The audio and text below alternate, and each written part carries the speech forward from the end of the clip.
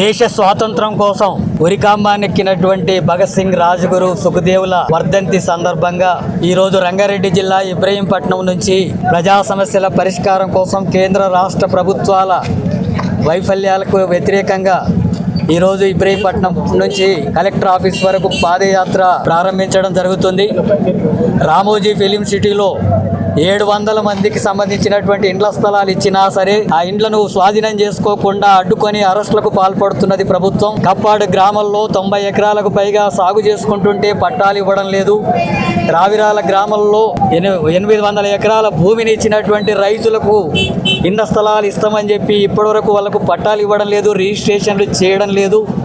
అట్లాగే రంగాపూర్ గ్రామంలో అడవి భూమిని సాగు చేసుకుంటున్నటువంటి వాళ్ళకు పట్టాలు ఇస్తామన్నటువంటి జరగట్లేదు. వ్యాప్ సిటీ రైతులు ఈరోజు ఈ కార్యక్రమంలో పాల్గొంటున్నారు. అట్లాగే ఇక్కడ ఉండేటటువంటి యాచారం జిల్లాలో నిర్వాసితులైనటువంటి భూ సమస్యలకు గురవుతున్నటువంటి వాళ్ళ సమస్యలు ఇక్కడంతా కూడా ఉన్నాయి. ఉపాధి హామీ చట్టాన్ని నిర్వీర్యం చేస్తుంది కేంద్ర ప్రభుత్వం.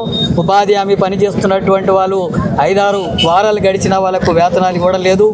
రైతు విత్తన బిల్లును తీసుకొచ్చి విత్తన బిల్లు ద్వారా రైతులకు వ్యతిరేకంగా వివరిస్తున్నారు. కార్మికుల హక్కుల్ని కాలరాసేటటువంటి కోడ్ను తీసుకొచ్చారు.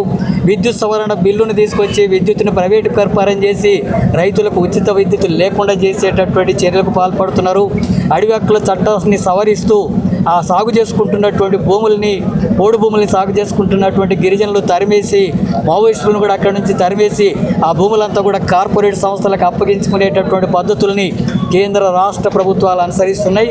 వీటిని నిరసిస్తూ వీటిని అనేక సార్లు ప్రభుత్వం దృష్టికి చెప్పినా పరిష్కారం కానందున ఈరోజు ఇబ్రహీంపట్నం నుంచి రంగారెడ్డి జిల్లా కమిటీ ఆధ్వర్యంలో ఈ పాదయాత్ర అనేటటువంటి కలెక్టరేట్ వరకు జరుగుతుంది. ఇప్పటికైనా ప్రభుత్వం వెంటనే జోక్యం చేసుకొని ఈ సమస్యలు పరిష్కరించకపోతే కేవలం పాదయాత్రలకే పరిమితం కాదు, సిపిఎం పార్టీ పోరాటాలకు పూనుకుంటుంది. ఎక్కడికక్కడ ప్రభుత్వాలని, అట్లాగే అధికారులని, ఎమ్మెల్యేలని, మంత్రుల్ని, చివరికి ముఖ్యమంత్రిని సైతం కూడా అడ్డుకొని నిలదీసి ప్రతిఘటన పోరాటాలకు సిద్ధమవుతాం. అలాంటి పరిస్థితికి ప్రభుత్వం రాకూడదని చెప్పి చర్య తీసుకోవాలని చెప్పి డిమాండ్ చేస్తున్నాం. శాసనసభ సమావేశాల సందర్భంగా ఈ సమస్యల పరిష్కారం కోసం తగినటువంటి చర్యలు తీసుకోవాలని చెప్పి డిమాండ్ చేస్తున్నాం.